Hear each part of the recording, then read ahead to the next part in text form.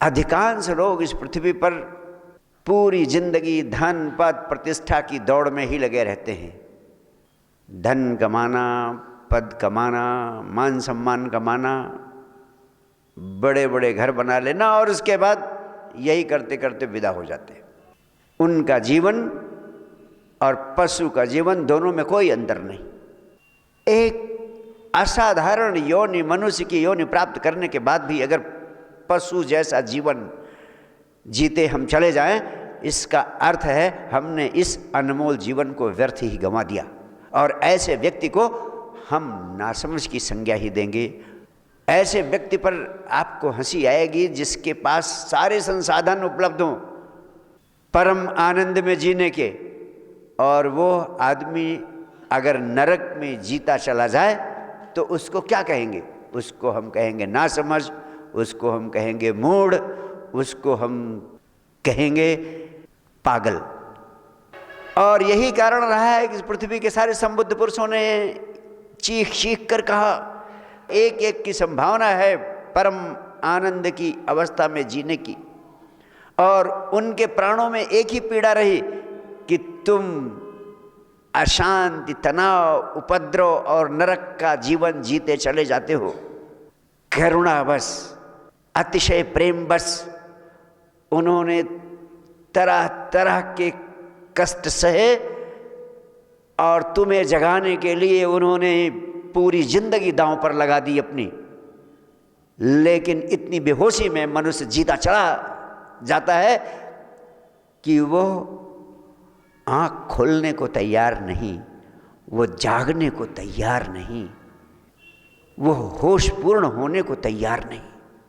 जो व्यक्ति थोड़ा बहुत समझ पैदा कर लेते हैं, थोड़े से लोग हैं जिन्हें यह स्मरण आ जाता है कि धन पद प्रतिष्ठा के चक्कर में जिंदगी को गुजारना ठीक नहीं है, क्योंकि सब कुछ जो हम इकट्ठा करते हैं यहीं धरा रह जाता है।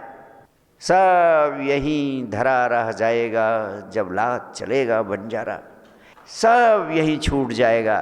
तो फिर किस बात के लिए जीवन को नरक बनाया जाए? क्यों जीवन को नरक बनाया जाए? क्यों जीवन को आनंद से न जी लिया जाए? लेकिन ऐसे थोड़े से समझदार लोग होते हैं जिनको इस धन पद प्रतिष्ठा की दौड़ की व्यर्थता का बोध होता है। ऐसे व्यक्ति दूसरी नासमझी कर लेते हैं। ऐसे व्यक्ति उलझ जाते हैं, मंदिर मस्जिद गुरुद्वारों के चक्कर काटने लगते हैं। ऐसे लोग उलझ जाते हैं, यहाँ वहाँ तीर्थ यात्राओं में भटकने लगते हैं। ऐसे लोग उलझ जाते हैं, सिद्धांतों, शास्त्रों, धर्मों और ग्रंथों में डुबकी लगाने लगते हैं।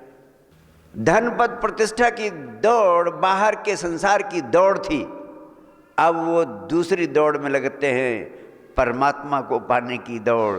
और उसके लिए मंदिर मस्जिद गुरुद्वारों, शास्त्रों और शब्दों में उलझ जाते हैं। धन पद प्रतिष्ठा की दौड़ बाहर बाहर थी, उनका परमात्मा भी बाहर ही है, वहाँ भी बाहर की ही दौड़ जारी रहती है। फर्क कुछ नहीं पड़ा, सिर्फ दिशा वही है, सिर्फ रंग बदल गया। दिशा वही है, सिर्फ वाहन बदल गया। दिशा वही है, वाहन बदल जाने से कोई फर्क नहीं पड़ता। बाहर बाहर ही तो आप दौड़ते रहेंगे, सारी ऊर्जा को नष्ट कर देंगे। जिन्होंने जाना, जिन्होंने आत्मा की परम आनंद की सुगंध पाई, उन सब ने कहा कि धर्म की, आत्मा की, परमात्मा की यात्रा बाहर के जगत में नहीं करनी पड़ती है। आत्मा को, परमात्मा को पाने का अर्थ है स्वयं को पा लेना। तुम्हें स्वयं को ही पाना है। जिसको स्वयं को पाना है वो जितना ही बाहर दौड़ेगा, जितना ही यात्रा करेगा, उतना ही स्वयं से दूर चला जाएगा। अगर स्वयं को पाना है तो उसे वहीं ठहर जाना होगा, वहीं रुक जाना होगा।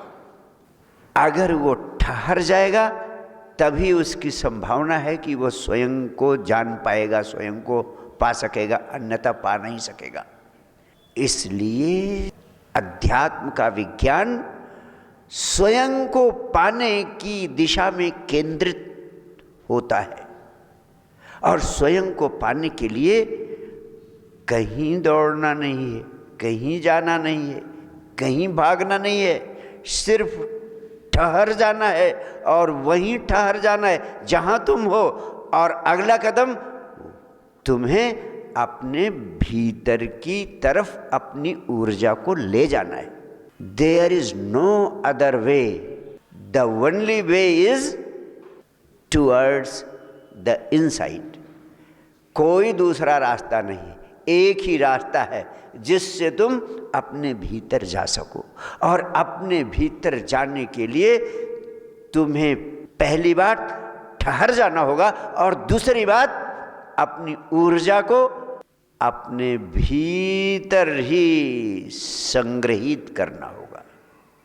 जो ऊर्जा बाहर बाहर भाग रही है, चाहे वो धनपद प्रतिष्ठा के लिए, या जो ऊर्जा बाहर बाहर भाग रही है बाहर के परमात्मा को मंदिर मस्जिद गुरुद्वारों धर्मशास्त्रों ग्रंथों पुस्तकों से पाने की चेष्टा में, उस सारी ऊर्जा को वहाँ से हटाकर अपने भीतर की ओर मोड़ देना है।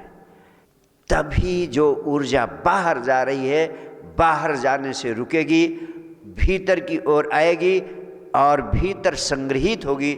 जब भीतर ऊर्जा संग्रहित होती है, उस ऊर्जा के संग्रह का नाम ही धर्म है।